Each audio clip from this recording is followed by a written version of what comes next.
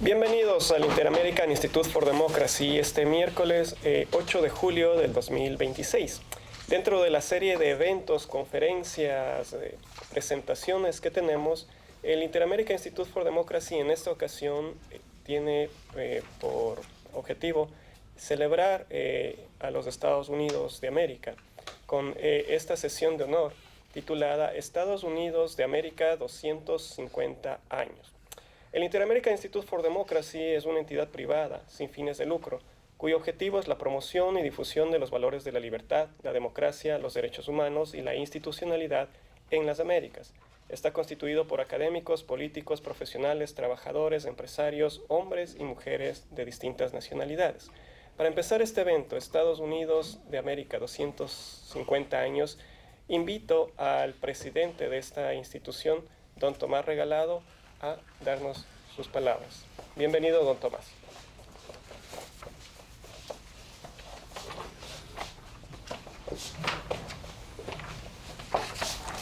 Muchas gracias y muy buenas tardes a todos los que están conectados. En el día de hoy yo tenía que estar aquí. Tenía que estar aquí porque es una sesión de honor muy especial dedicada a los Estados Unidos. Y muchas personas quizás que estén conectadas en este continente piensen, bueno, pero lo que pasa es que el Instituto Interamericano para la Democracia se dedica a promover la democracia, a presentarnos opiniones, a presentarnos personajes de cada uno de los países latinoamericanos que están necesitados de orientación. Lo que pasa es que, como bien dice su fundador y director ejecutivo, el Inter-American Institute for Democracy es una organización americana. Fue creada aquí en Miami. Y fue creada aquí en Miami por varias razones. Quizás la más importante, porque Miami tradicionalmente desde hace más de 70 años se ha convertido en la capital de los exilios. Ha sido la capital del exilio cubano, del exilio nicaragüense, del exilio venezolano, del exilio colombiano, del exilio haitiano, de aquellas personas que no llegaron por Ellis Island, por la Estatua de la Libertad, que tiene sus brazos abiertos para recibir a todos los inmigrantes, sino que llegaron por distintos medios, muchos atravesando y muchos muriendo en el estrecho de la Florida, otros cruzando fronteras, otros buscando la posibilidad de establecerse aquí en los Estados Unidos.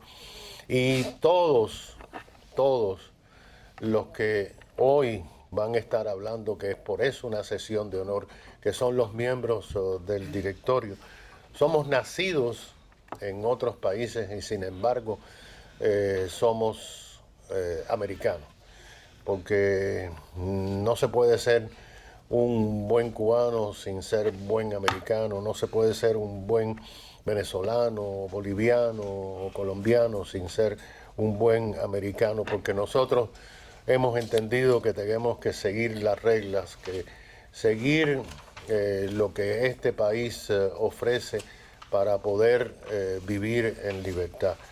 Precisamente Miami fue honrada, justamente la sede de este directorio y la sede de este instituto, durante varias semanas que tuvimos en el Museo de Miami una de las copias originales de la Constitución de los Estados Unidos de América. Ya se fue, está itinerando ahora por distintas ciudades claves de los Estados Unidos y yo tuve la suerte de poder estar allí junto a este tesoro histórico. Y como siempre la Constitución americana, tan simple, tan fácil de leer, nos conmovió, pero nos llamó mucho la atención estas tres frases de que los americanos estamos aquí porque queremos vida, libertad y la búsqueda de la felicidad.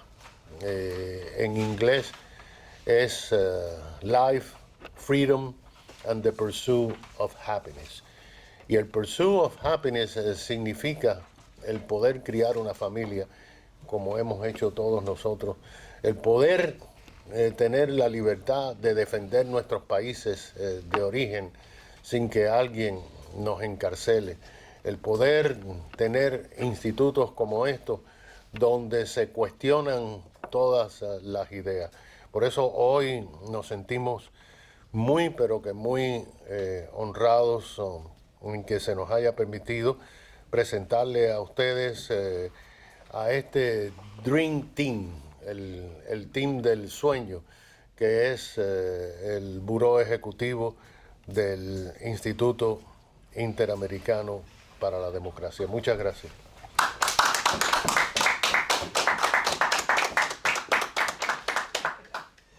Muchas gracias, don Tomás. A continuación, invito a tomar la palabra al doctor Ricardo Israel, director del Inter-American Institute for Democracy, con el tema Independencia, Principios y Valores. Bienvenido, doctor Israel. Muchas gracias.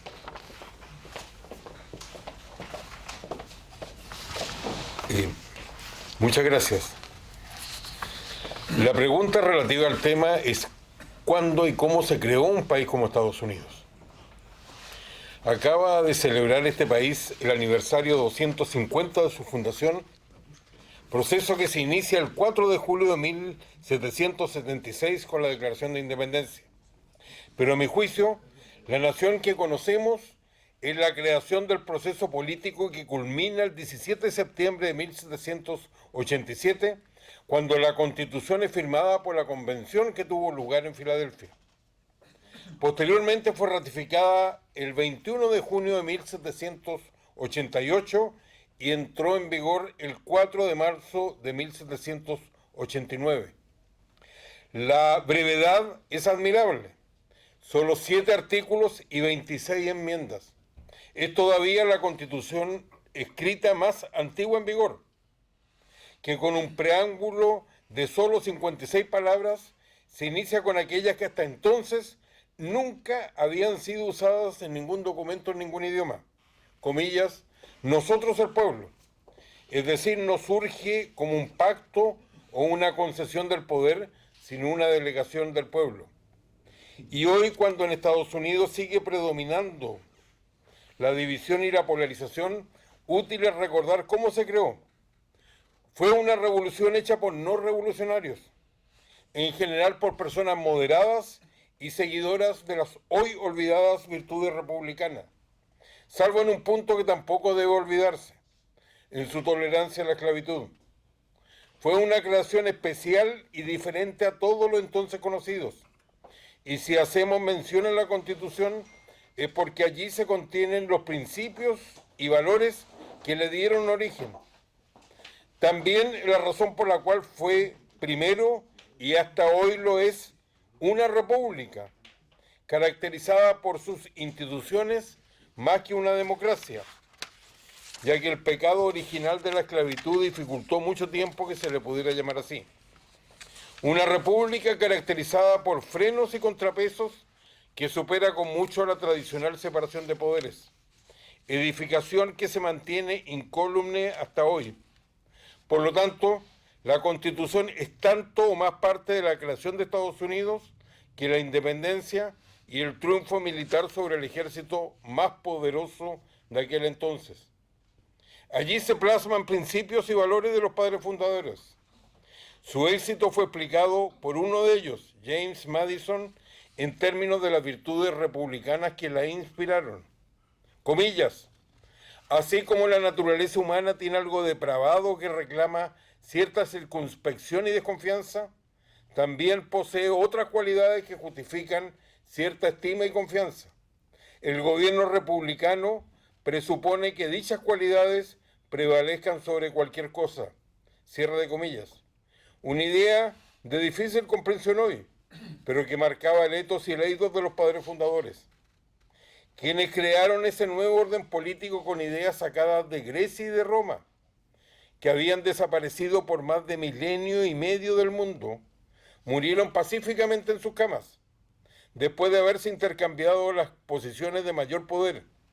Y quizás esa fue la razón que no se les diera como revolucionario, lo cual me mueve a decir que quizás su éxito estuvo en eso, en su escepticismo, en su falta de expectativas, en una modestia tal que no se habló de traición o de ilusiones rotas como ocurrió al sur del continente.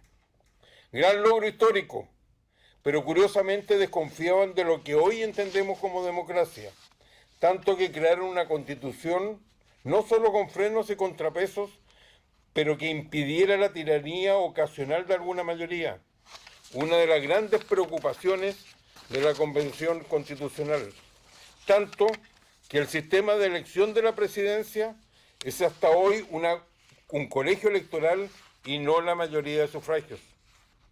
El proceso que fue desde la independencia de la Constitución fue tan falto de conflicto interno que por mucho tiempo la teoría política fuera de Estados Unidos no le interesó tanto como debiera, con la excepción de admirables autores como Alexis de Tocqueville y su Democracia en América. Y aunque los padres fundadores no se ajusten al estereotipo revolucionario, la verdad es que fue una bendición que el proceso independentista transcurriera así, toda vez que por la importancia de la libertad religiosa, también había gran difusión del milenarismo y el mesianismo, por lo que fue un gran logro que nos haya cruzado ese camino con el de la política. Tanto que entre los redactores de la Constitución nadie planteó que la nueva república era un mandato de Dios para construir su reino en la tierra. Lo que hicieron los constituyentes fue introducir cambios escasos, pero básicos a las instituciones políticas, sin intentar cambio alguno con los hábitos sociales. Y si se reformaron instituciones, fue para hacerlas más receptivas a las personas comunes.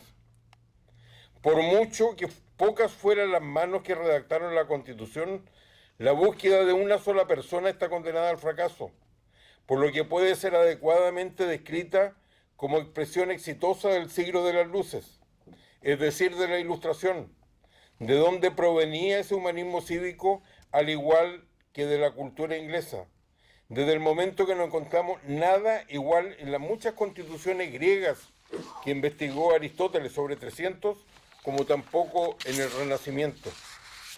Para los padres fundadores había un temor a aquella mayoría basada en una pasión popular efímera, ya que para ellos era más recomendable el camino de la república basada en instituciones, donde predominaba la noción romana del interés público.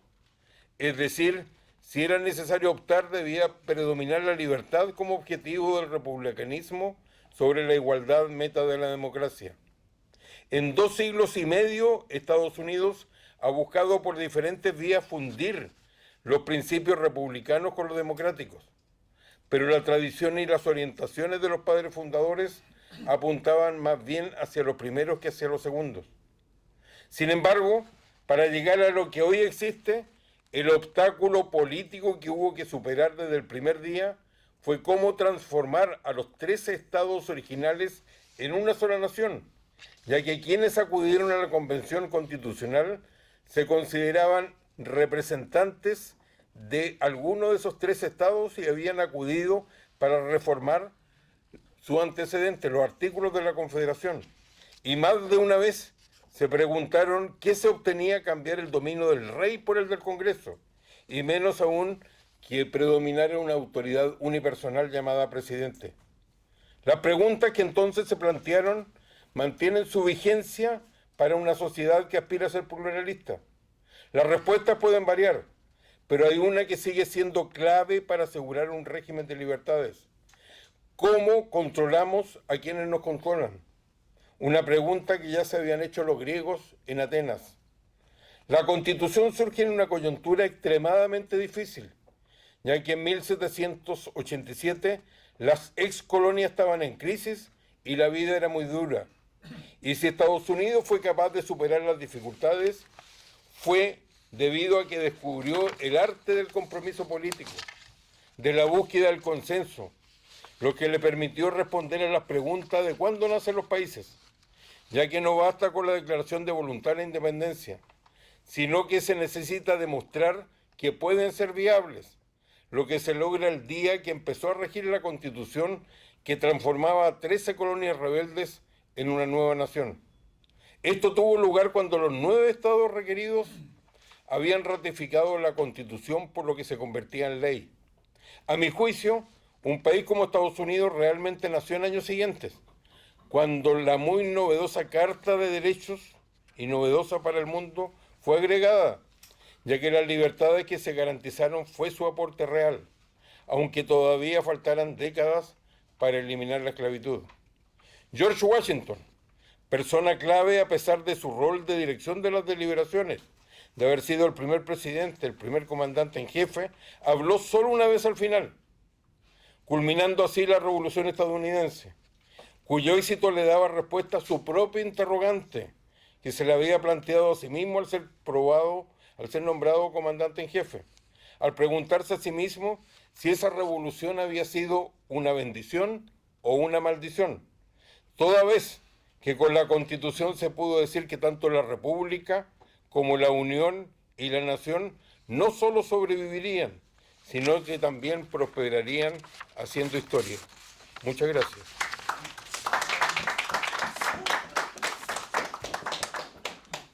Damos las gracias al doctor Israel. A continuación, invito a tomar la palabra a la doctora Beatriz Rangel, directora también del Inter-American Institute for Democracy, parte del Comité de Democracia y de Relaciones Internacionales, que nos hablará sobre el líder del siglo XXI. Bienvenida, doctora Rangel. Muchas gracias, Francisco. La celebración de los 250 años de la independencia de los Estados Unidos nos invita a reflexionar sobre una pregunta que va a definir buena parte del siglo XXI. ¿Continuará Estados Unidos ejerciendo el liderazgo internacional que ha caracterizado a la era contemporánea? Con frecuencia se afirma que el liderazgo mundial pertenece a la nación más rica, a la más poderosa militarmente o a la más avanzada tecnológicamente. Y sin duda estos factores son importantes. Las grandes potencias suelen surgir allí donde convergen la capacidad económica, la innovación y una amplia red de relaciones comerciales. Pero esa explicación es insuficiente. La historia demuestra que el verdadero liderazgo también depende de la fortaleza de las instituciones, de la capacidad para inspirar confianza y de la existencia de una idea política que sea capaz de atraer a otras sociedades. A lo largo de la historia han existido grandes potencias: España, Francia, Gran Bretaña, Rusia, Japón, China y finalmente Estados Unidos. Sin embargo, pocas naciones han proyectado simultáneamente influencia económica, militar, tecnológica y cultural como lo ha hecho los Estados Unidos durante las últimas 8 décadas. Paradójicamente, los fundadores de la República desconfiaban profundamente de los compromisos internacionales.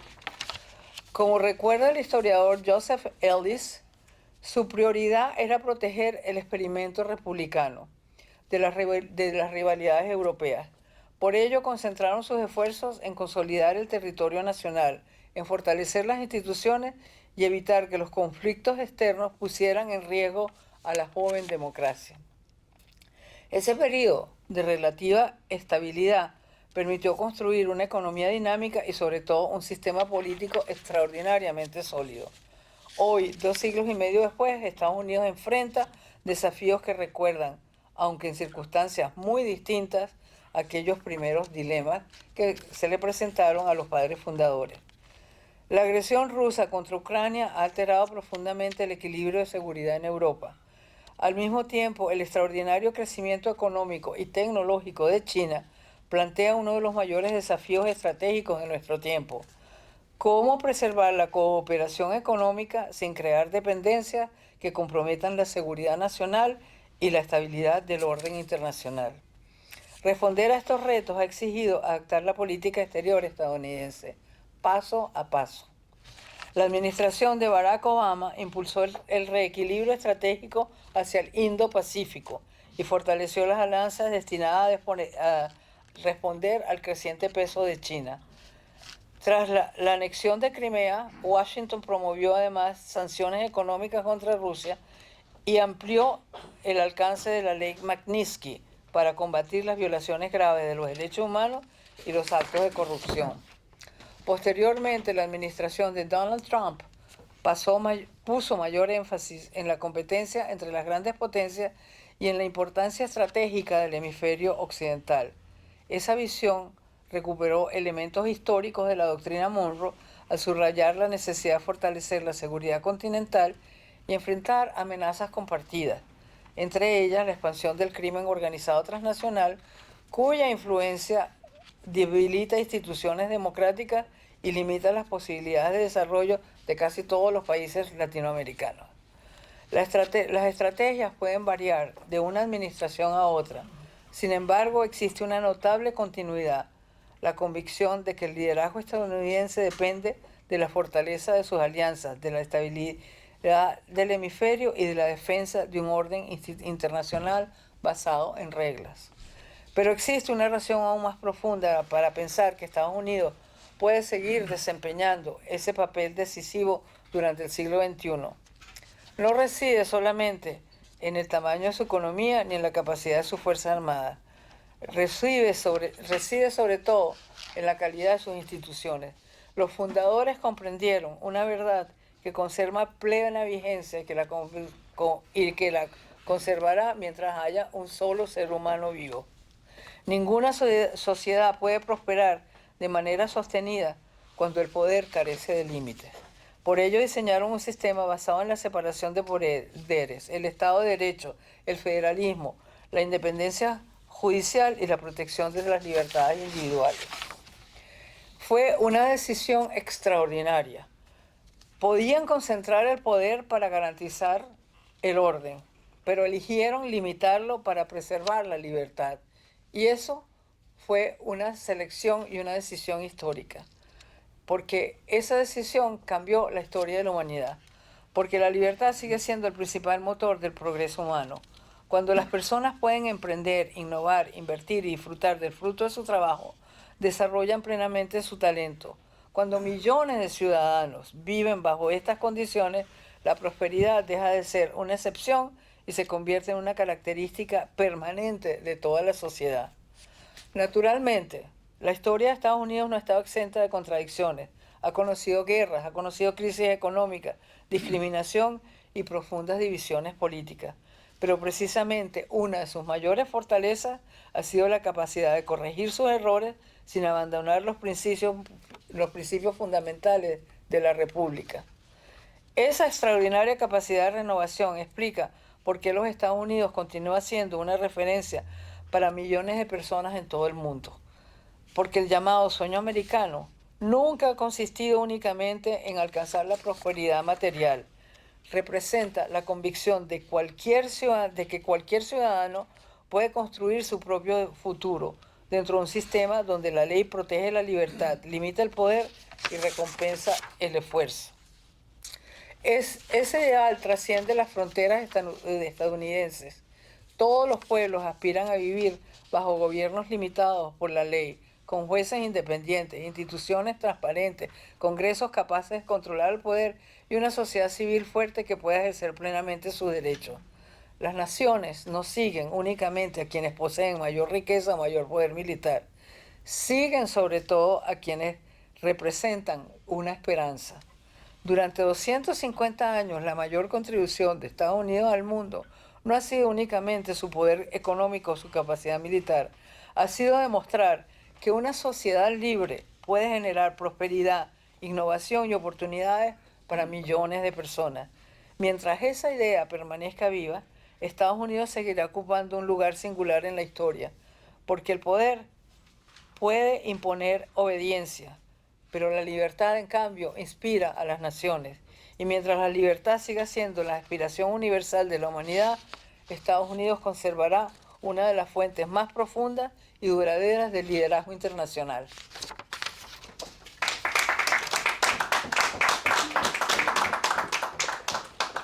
Muchas gracias, doctora Rangel.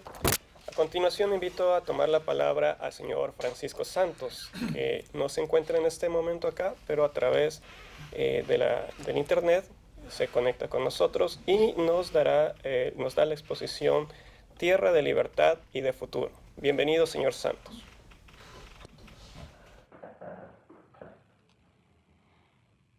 Conocí Estados Unidos siendo un joven de 17 años que llegó a Lawrence, Kansas. No tenía ni idea cómo era ese país. En la época mía, pues, la austeridad era importante y los papás generalmente no tenían plata como hoy para mandar a los hijos, ay, vayan de vacaciones, ¿no?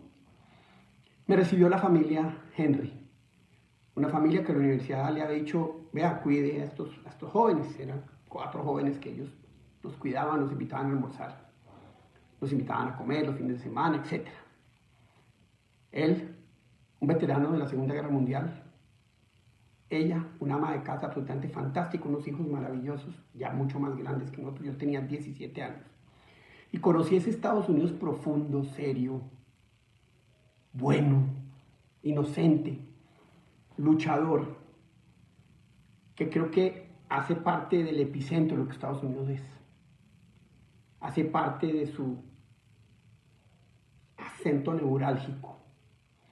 2 años después me fui a Texas, el sudeste. Estuve 3 años allí. Increíble experiencia. Ya era un poco mayor, ya estaba en la universidad en dormitorio. Conocí esa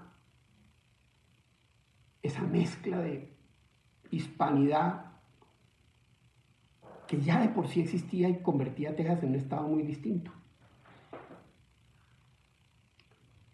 Estudié estudios latinoamericanos, donde vi profesores de izquierda, de derecha, pero había una multiplicidad de miradas que le permitían a uno crearse su propio universo. No era adoctrinamiento, como desafortunadamente muchas universidades americanas se volvieron. Ahí aprendí a conocer la comida mexicana, que hoy es mi comida favorita. Me encanta el Tex-Mex. Y Austin, que era entonces una ciudad pequeña, hoy es un emporio económico, de tecnología. Me dejó ver otro aspecto increíble de los americanos en esa zona, mucho más aventureros, mucho más abiertos, mucho más agresivos, mucho más confiados en sí mismos, con una mirada más amplia. Después de que Pablo Escobar me secuestró, la Universidad de Harvard me invitó a hacer un fellowship en la Nieman para periodistas. Ahí conocí el Northwest, conocí el epicentro liberal. Fui durante un año a las clases más increíbles en la Universidad de Harvard, donde nuevamente existía toda esa apertura increíble que era fundamental para mirar un mundo complejo. Y ahí vi la sofisticación, ahí vi la historia, ahí vi otro Estados Unidos, mucho más elitista, mucho más liberal, mucho más de izquierda, pero también igualmente abierto. Un poco con una mirada excluyente de otras partes de Estados Unidos, tengo que decirlo, pero con una apertura a las ideas absoluta. Esto fue en el año 1990. La primera vez fue en el 79, Kansas, 81, Texas, 1991, Austin, recién salido del secuestro, un año. Soy un gran admirador de Estados Unidos, con todos sus errores, pero un gran admirador por lo que representa. Porque la idea de la libertad, tan importante para mí después de mi secuestro, que ese ha sido el epicentro de mi vida, es la esencia de lo que Estados Unidos es.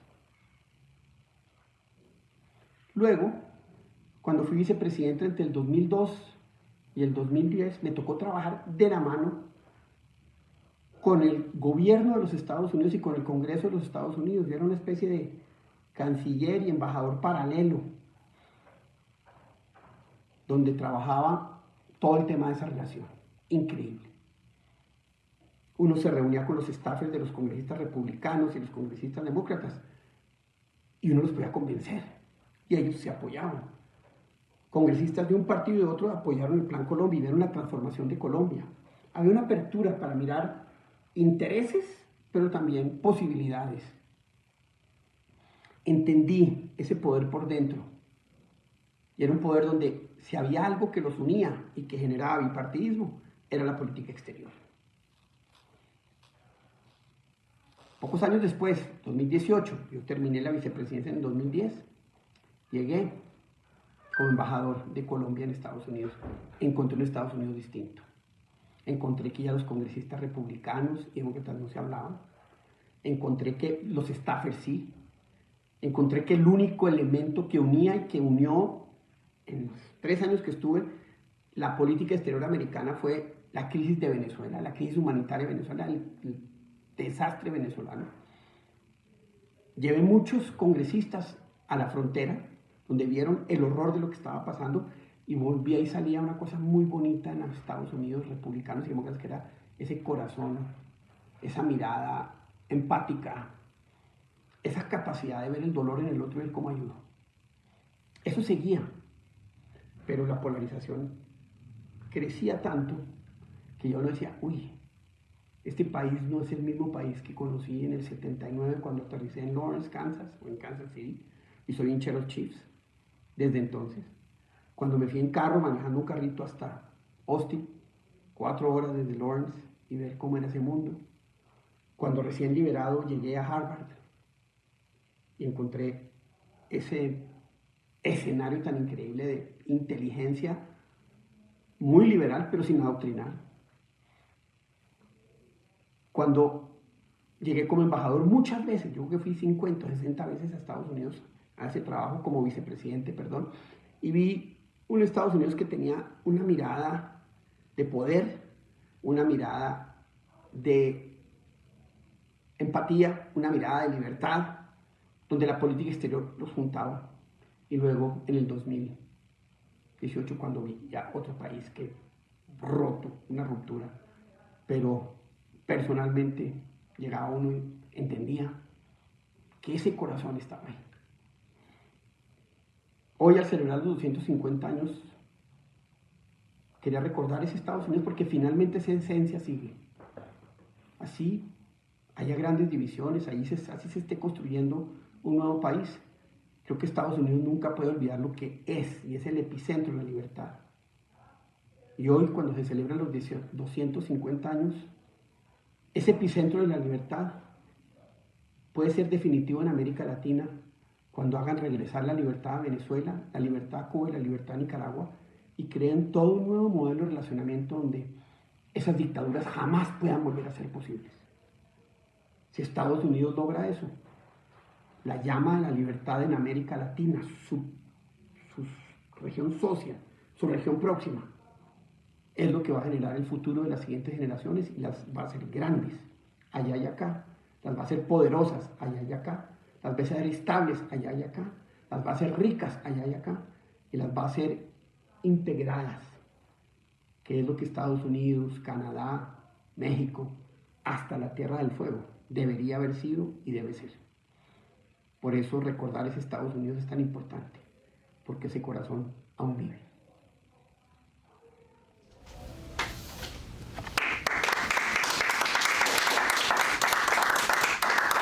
Damos las gracias al señor Francisco Santos, también director del Inter-American Institute for Democracy. A continuación, invito a tomar la palabra al embajador Armando Valladares.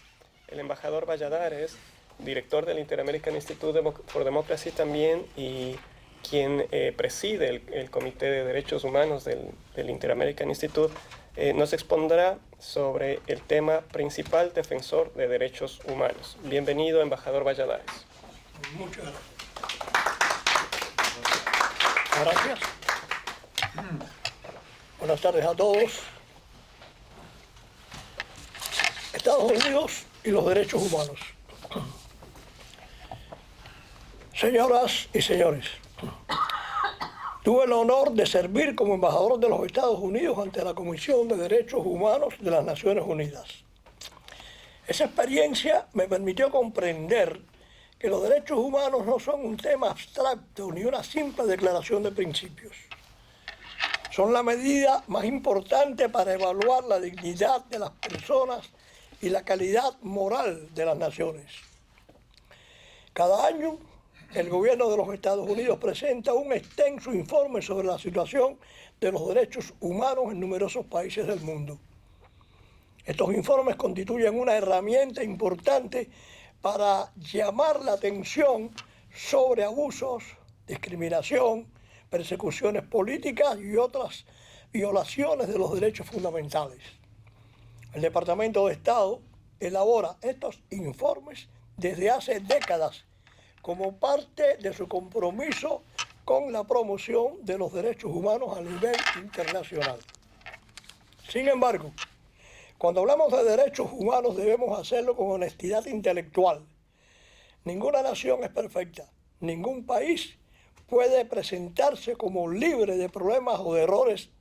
Estados Unidos tampoco está exento de desafíos. Durante mis años en las Naciones Unidas denuncié constantemente que las dictaduras, sin importar su ideología, no debían pertenecer a organismos dedicados a la defensa de los derechos humanos. La libertad y la represión son incompatibles y quienes violan sistemáticamente esos derechos no pueden erigirse en sus jueces ni en sus defensores. A lo largo de su historia y también en la actualidad, han existido casos en los que se han denunciado abusos de autoridad, discriminación racial, uso indebido de la fuerza, violaciones de derechos civiles y otras conductas contrarias a los principios de nuestra Constitución y nuestras leyes defienden. Reconocer esa realidad no debilita a la democracia estadounidense, por el contrario, la fortalece. La gran diferencia no radica en afirmar que un país no tiene problemas. La verdadera diferencia consiste en la existencia de instituciones capaces de enfrentar esos problemas. En Estados Unidos, toda persona tiene acceso a mecanismos legales para denunciar abusos y reclamar justicia.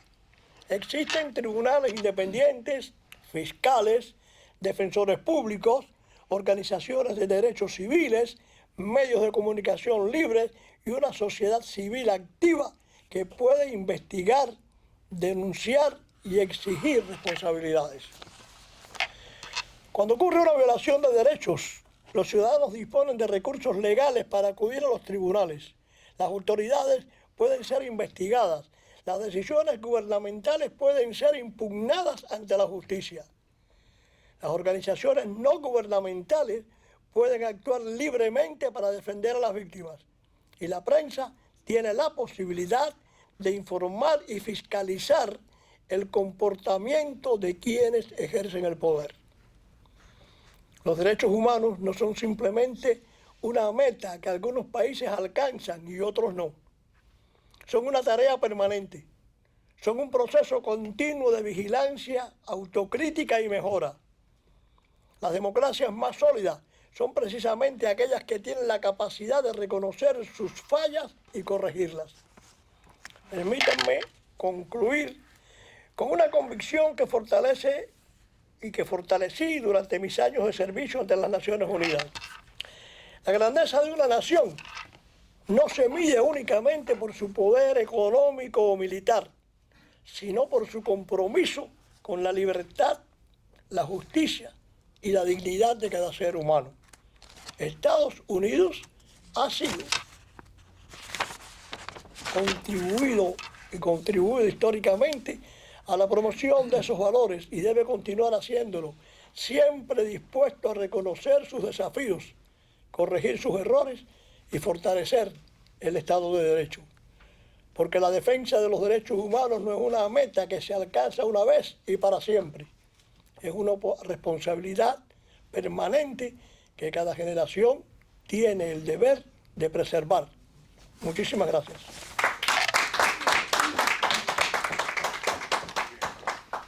Muchas gracias, embajador Valladares. A continuación, invito al doctor Marcel Feró, Dr. Feró es director del Inter-American Institute for Democracy y parte del Comité de Derechos Humanos, que nos hablará sobre el tema defensor de la democracia latinoamericana. Bienvenido, Dr. Feró. Muchas gracias.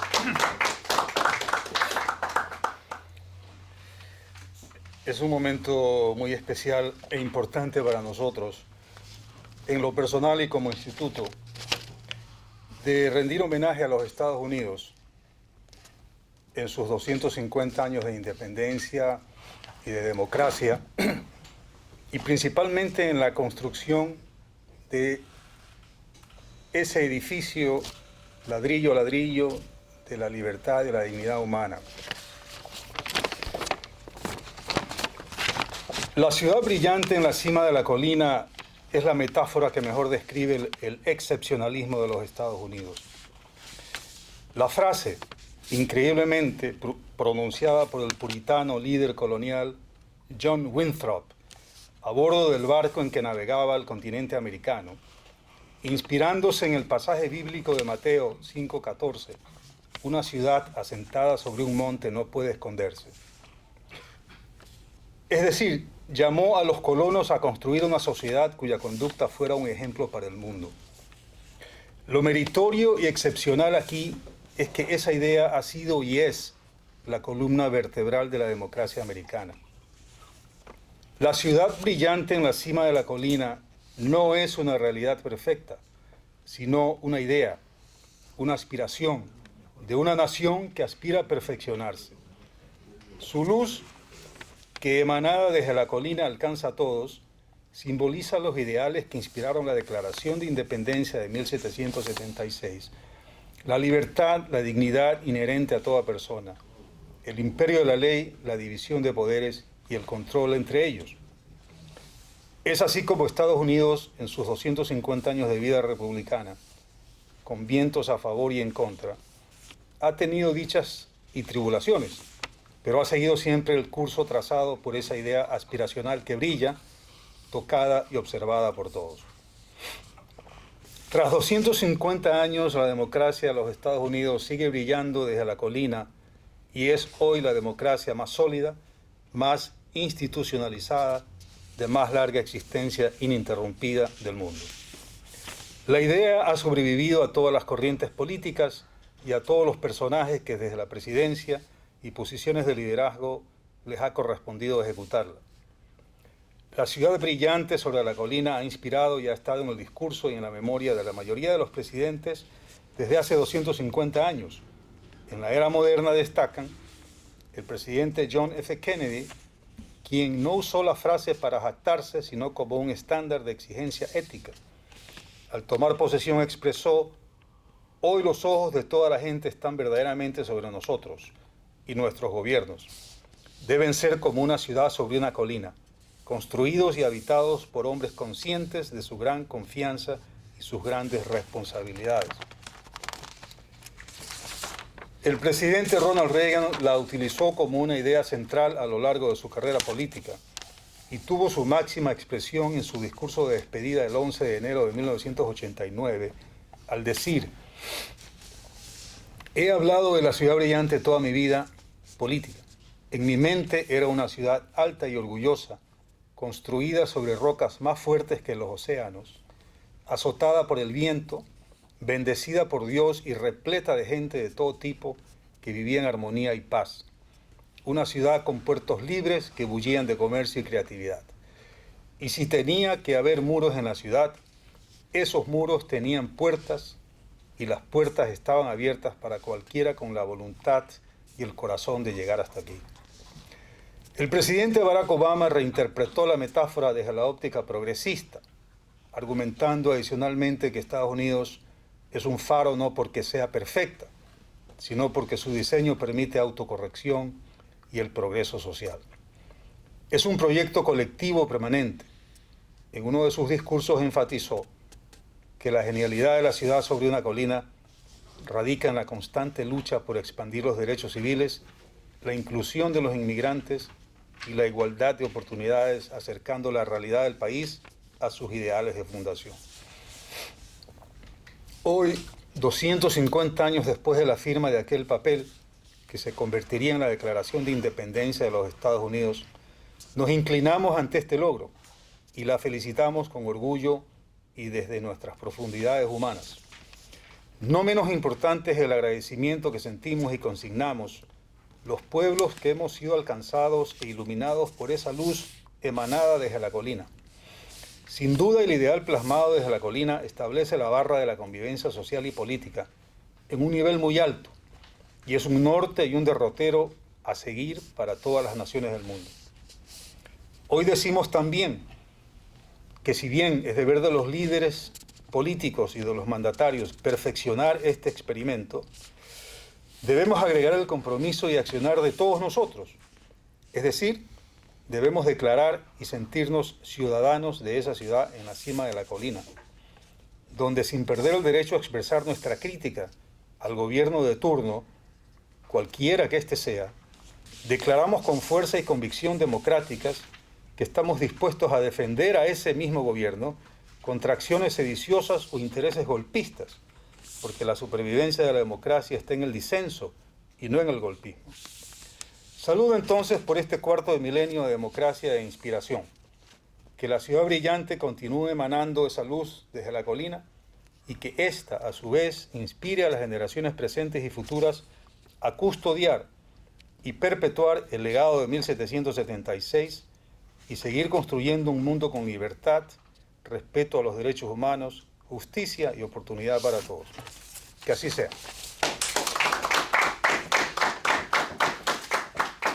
Muchas gracias, doctor Feró. A continuación, invito a tomar la palabra al doctor Luis Fleischmann, director del Inter-American Institute for Democracy, que nos acompaña con el tema Todos los hombres son creados iguales. Bienvenido, doctor Fleischmann. Hola, buen día a todos, muchas gracias por la invitación. Yo voy a hablar del tema de la igualdad en Estados Unidos. La Declaración de Independencia de 1776 es primero y principal una declaración de filosofía política. Contiene una afirmación clave. Todos los hombres son creados iguales y están dotados de ciertos derechos inalienables. Se menciona el derecho a la vida, la libertad y la búsqueda de la felicidad. La Constitución, promulgada 13 años después de la Declaración de Independencia, es un marco jurídico que organiza y estructura el gobierno para poner en práctica los ideales anunciados en dicha declaración. Por ejemplo, la declaración establece que todos los hombres son creados iguales. Por lo tanto, se rechaza el sistema europeo de aristocracia hereditaria. También sostiene que los gobiernos obtienen sus poderes legítimos del consentimiento de los gobernados. La Constitución así crea la necesidad de un sistema de elecciones y gobierno representativo y con el tiempo también mediante enmiendas constitucionales. La declaración se opone al gobierno arbitrario. Por ello, la Constitución aborda este tema mediante la creación de la separación de poderes, que establece un sistema de pesos y contrapesos, y el federalismo, que distribuye el poder entre los estados y las comunidades locales, acercando así a la sociedad civil a las instituciones gubernamentales. Las primeras 10 enmiendas protegen las libertades individuales y limitan el poder del gobierno, garantizan la libertad de religión, la libertad de expresión, de prensa, de reunión pacífica y aseguran, por supuesto, el debido proceso legal. Sin embargo, la Constitución original no garantizaba en la práctica la igualdad para todos. Existía la esclavitud, recordemos, principalmente de afroamericanos, pero otros grupos también sufrían distintas formas de trato desigual. No obstante, los principios incorporados a la Declaración de Independencia y en la Constitución crearon un sistema en el que el status quo podía ser cuestionado. Por esta razón, muchos académicos han descrito la democracia estadounidense como un proyecto inconcluso. Por ejemplo, después de la Guerra Civil, la esclavitud fue abolida porque era contraria al principio de que todos los hombres son creados iguales. La 14ª enmienda estableció el principio de igualdad ante la ley, convirtiendo la igualdad en un requisito constitucional, si bien muchos afroamericanos permanecieron en la práctica privados de sus derechos políticos y segregados en algunas partes del país. Pero el movimiento de los derechos civiles, liderado por Martin Luther King, justamente genera un movimiento social que apela a los principios de la Declaración de la Independencia y de la Constitución cuando exige que los afroamericanos fueran tratados como iguales. Así se cambiaron las leyes, la ley de los derechos civiles de 1964, las leyes del derecho a voto de 1965. Y lo mismo aplica a las mujeres. La 19ª enmienda, después de un movimiento social de las mujeres, la 19ª enmienda les otorga el derecho a voto igual que a los hombres. Otros grupos también han tenido que luchar por sus derechos, incluyendo trabajadores y otros tantos. ¿Qué significa la idea de un proyecto inconcluso? Que la democracia y la Constitución no son una condición que se alcanza una vez y para siempre, sino que es un proceso constante. Cada generación sigue debatiendo diversos problemas que van surgiendo y esto ha tenido resultados materiales. Cada vez las condiciones de las minorías han mejorado sustancialmente a nivel educativo, a nivel de los ingresos reales. ¿Existen hoy en día brechas y desigualdades? Sí, hay imperfecciones.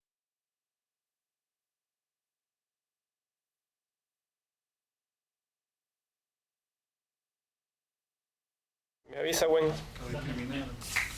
Sí. Damos las gracias al profesor Fleischmann. A continuación, invito al doctor Norberto Spangaro. Él es director del Inter-American Institute for Democracy también, que nos trae el tema El sueño americano, instituciones. Bienvenido, doctor Spangaro.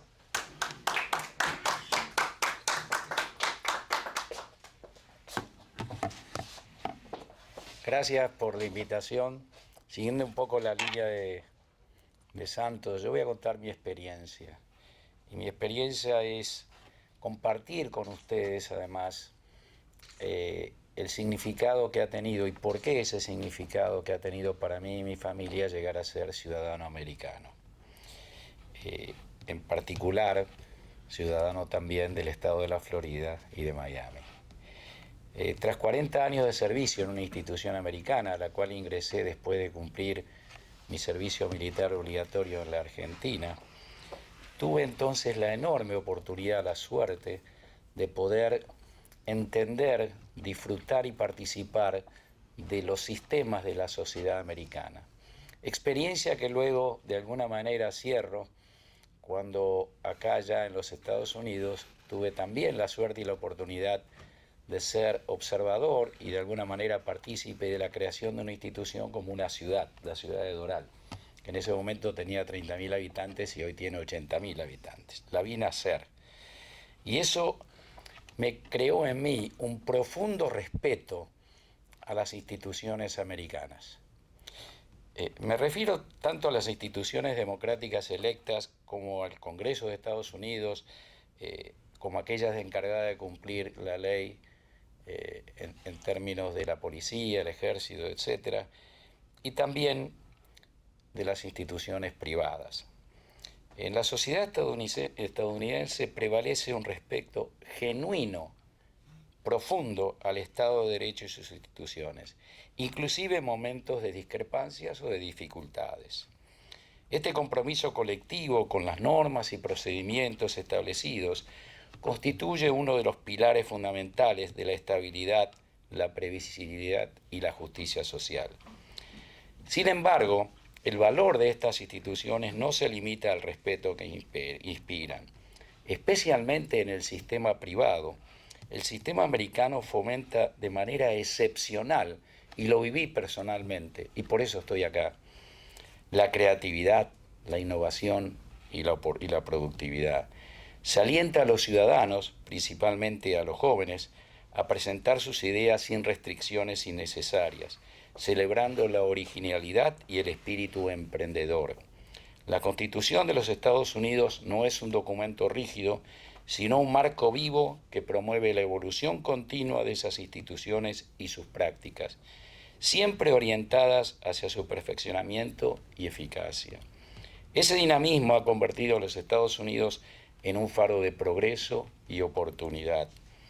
Es precisamente por estas razones que nos encontramos aquí en América. Hemos llegado persiguiendo incansablemente los ideales de la libertad de soñar, de emprender y de expresarnos abiertamente, la seguridad de la propiedad privada, fundamental para construir un futuro con certeza, la libertad de expresión que permite el florecimiento de las mejores ideas y la constante búsqueda de una sociedad mejor y más moderna, con mayores expectativas de vida y que satisfaga plenamente nuestras necesidades materiales, intelectuales y espirituales. Aunque no es una nación perfecta, América representa una tierra de oportunidades donde el esfuerzo honesto y la perseverancia permiten a cada individuo escribir su propia historia de progreso.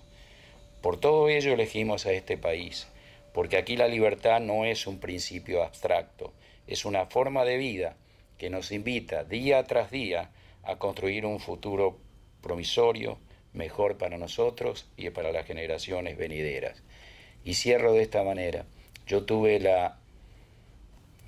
no sé qué palabra expresar, tuve una situación donde conviví a un cargo muy importante en septiembre 11, durante el ataque a las torres.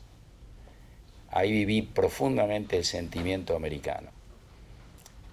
Me pone la piel de gallina cuando recuerdo a las Fuerzas Armadas circular por Nueva York y todos nosotros pararnos con lágrimas en los ojos y aplaudirlos. Este es un país que tiene algo muy serio, el respeto a sí mismo. Por eso estamos orgullosos de ser americanos hoy. Gracias.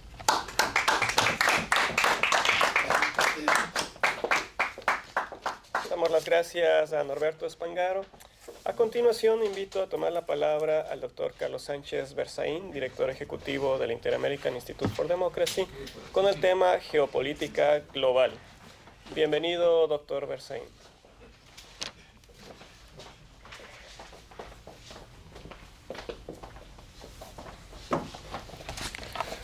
En 250 años de los Estados Unidos. Importante ver cómo este país, este gran país, ha influido, influye e influirá en lo que llamamos geopolítica, o sea, en el rumbo del mundo. Para empezar, recordemos que la geopolítica es la disciplina que estudia cómo el espacio geográfico, la ubicación, las fronteras, los recursos naturales, el clima, influyen en el poder, la política y las relaciones internacionales de los estados. La geopolítica se considera la herramienta clave para comprender los conflictos, las alianzas y las estrategias globales. Se dice que la geopolítica es también el conjunto de ideas, se ve la geopolítica como un método, se ve la geopolítica como un mecanismo de análisis, y la aplicación de la geopolítica se llama geoestrategia. En ese contexto es imprescindible hablar de la democracia más importante del mundo, que tiene la tecnología de punta en el mundo, que tiene las fuerzas armadas más grandes, eficientes y extraordinarias del mundo, y que tiene una política internacional que ha cambiado y que está cambiando la geopolítica global. Para eso recordemos que desde la creación de los Estados Unidos siempre tuvo una visión de influencia a nivel universal. Tal vez el dato histórico más antiguo para nosotros los americanos, los latinoamericanos, sea la doctrina Monroe. En 1823 en América Latina habían algunos países que habían accedido a la independencia, otros todavía no eran independientes. El Perú no era independiente, Bolivia no era independiente, la Argentina ya. Y el presidente Monroe, en su discurso de la Unión, de informe a la Unión, mandó un mensaje a las potencias europeas diciéndoles que cualquier ataque o agresión a los países que se habían conformado o a los territorios que se estaban independizando es un ataque contra los Estados Unidos. O sea, Estados Unidos, en ese momento sin capacidad bélica alguna, extendía un manto de protección a las Américas. Voy a explicar más tarde cómo la Estrategia de Seguridad Nacional de Estados Unidos, publicada el año pasado, en 2025, amplía esa doctrina Monroe. Pero, avanzando con la historia, veamos en el siglo pasado la Primera Guerra Mundial. Estados Unidos entra a la Primera Guerra Mundial, contribuye a que los aliados, la democracia, ganen la Primera Guerra Mundial. Sin la presencia norteamericana eso hubiera sido imposible. Y después, en el proceso de paz, fracasa la Sociedad de Naciones porque Estados Unidos no ratifica el Pacto de Versalles. Y viene la Segunda Guerra Mundial. Y en la Segunda Guerra Mundial, donde Estados Unidos tarda en participar directamente, lo hace después del ataque de Pearl Harbor, Estados Unidos es prácticamente el que marca el triunfo de los aliados y la derrota de los países del eje. Primero Italia, después Alemania, finalmente el Japón. Y lo hace en base a su participación militar, pero a su gran capacidad tecnológica en defensa de la democracia, porque les quiero recordar que el eje de confrontación en la Segunda Guerra Mundial era el fascismo contra la democracia, y ganó la democracia. Acto seguido, participa en la creación de las Naciones Unidas. Sin Estados Unidos hubiera sido imposible las Naciones Unidas. La Liga de las Naciones fracasaron después de la Primera Guerra Mundial porque Estados Unidos no estaba ahí. Pero auspicia, lleva adelante el proceso de las Naciones Unidas, pero además crea el sistema económico mundial a través de los acuerdos de Bretton Woods, ahí a unas pocas millas de Washington, dentro de Washington, donde se crea el sistema económico mundial actual. Avanzando con eso, crea también la mayor amenaza que después devendría en la Guerra Fría. La Unión Soviética nunca hubiera tenido capacidad militar, ni capacidad de llegar a ocupar parte de Alemania y después crear el muro de Berlín, si no hubiera sido por la ayuda norteamericana. Cuando Alemania ataca y arrincona y casi ocupa Moscú, es el soporte tecnológico, militar, de armas, de logística y de economía de Estados Unidos. Todo equipo americano el que termina salvando a la Unión de Repúblicas Socialistas, que después, controlando parte de Alemania, daría lugar al muro de Berlín y a la Guerra Fría. Pero Estados Unidos gana la Guerra Fría. Gana la Guerra Fría el año 1991, no sin una historia muy extensa de antiimperialismo, y gana la Guerra Fría porque simplemente la Unión Soviética se disuelve. Y la disolución de la Unión Soviética trae consigo no solamente el triunfo del capitalismo sobre el comunismo, sino la conformación de lo que es el mundo en este siglo XXI y de lo que va a ser el mundo por las siguientes décadas, de repente hasta terminar el siglo XXI. Y es un mundo capitalista, es un mundo globalizado y es un mundo en revolución tecnológica. Y los tres factores están fundados en la democracia más importante del mundo, que es Estados Unidos. Sucede el 9/11, septiembre 11, que es un hecho histórico muy importante en el que Estados Unidos es agredido por primera vez en su territorio continental, y eso produce una situación de cambio de Estados Unidos que abandona sus alianzas. En este proceso, después de la desaparición de la Unión Soviética, Estados Unidos había generado un sistema en el cual los tratados de libre comercio, la inversión en el exterior, el sistema de expansión del capitalismo, crea China, crea el proyecto chino. Lo había empezado Nixon, pero es después de la terminación de la Guerra Fría donde eso se incrementa. Nixon llevó adelante ese proceso precisamente para bloquear con China la posibilidad del expansionismo soviético y evitar una alianza entre Rusia y China. Pero después del 9/11 eso se descontrola. Estados Unidos se retira de América Latina, se retira del control y se produce esa ruptura de un mundo unipolar donde desde 1991 Estados Unidos era el líder, a un mundo multipolar difuso. Y entonces viene el ataque contra Estados Unidos en todo este tiempo a través de la guerra híbrida. un ataque indirecto con migración forzada, con narcotráfico, con tráfico de personas, con penetración cultural, con financiamiento político, con un intento realmente serio de más de 2 décadas de destrozar la cultura, la democracia y de debilitar la sociedad americana. Ahora, a partir del año 2025, tenemos la propuesta, que no es una propuesta, la estrategia en ejecución de Estados Unidos, que se llama la Estrategia de Seguridad Nacional. Y la Estrategia de Seguridad Nacional de Estados Unidos marca un cambio de paradigma hacia un realismo clásico bajo el principio de América primero, America First. Abandona el multilateralismo liberal para centrarse en la defensa estricta del interés nacional de Estados Unidos, la reindustrialización interna y la contención de China.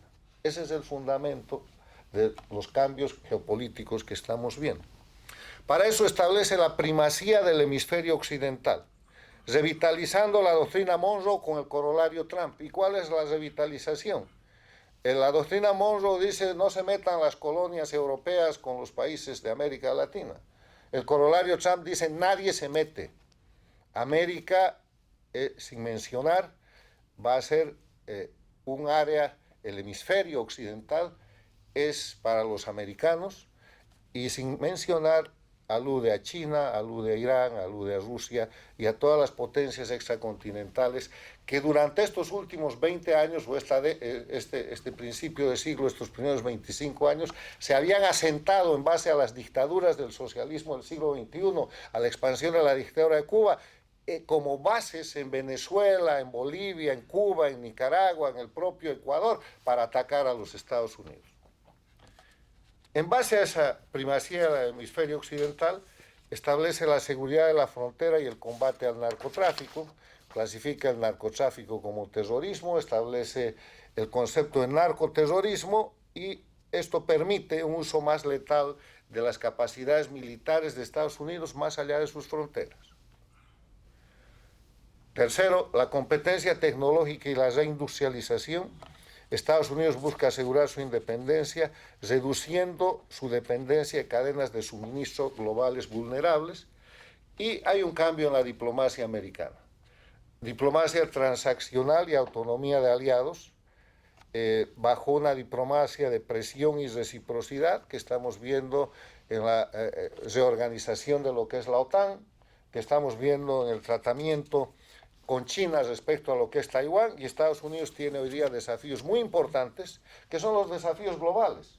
Irán, la guerra, la invasión de Rusia en Ucrania, Cuba, que está bajo ultimátum después de que se apresó y se sometió a la justicia al dictador narcoterrorista venezolano, China, Taiwán y en verdad todo el mundo, porque el liderazgo de los Estados Unidos en geopolítica en los últimos 18 meses, vamos a decir, ha vuelto a ser el eje del proceso mundial.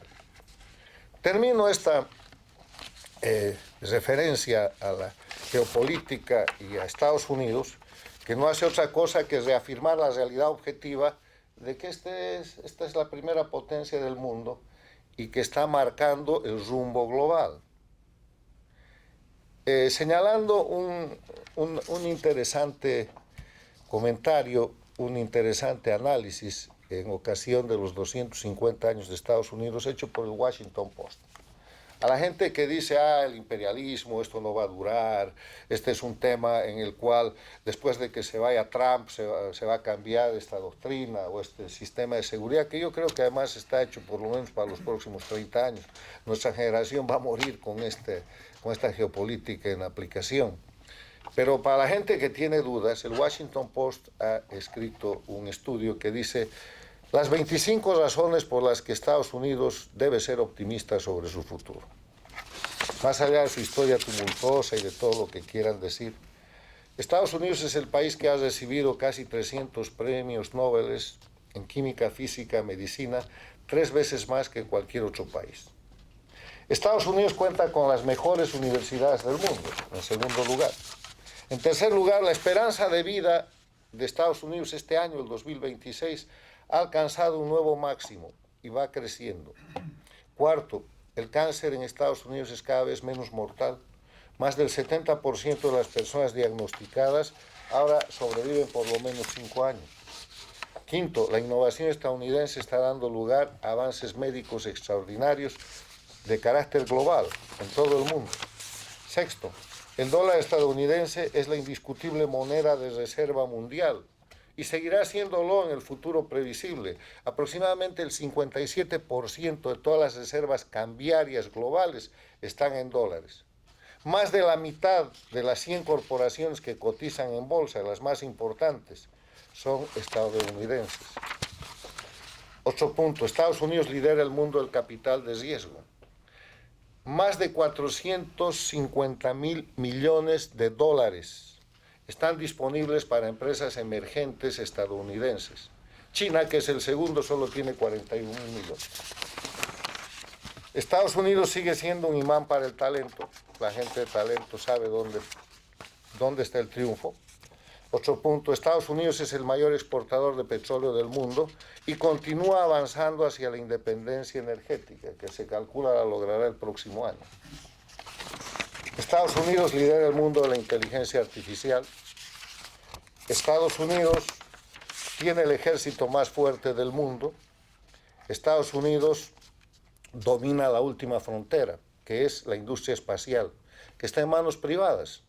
SpaceX de Elon Musk, Blue Origin de Jeff Bezos y un largo etcétera. Estados Unidos es el país más generoso del mundo. La gente dona a la caridad aproximadamente el 2% del Producto Interno Bruto cada año. Eso quiere decir la economía de Suecia en donaciones. Y a pesar, finalmente, de su polarización política, Estados Unidos actualmente es más tolerante y abierto. Yo termino con una reflexión para las Américas. La visión geopolítica y geoestratégica de Estados Unidos es que el hemisferio occidental es América.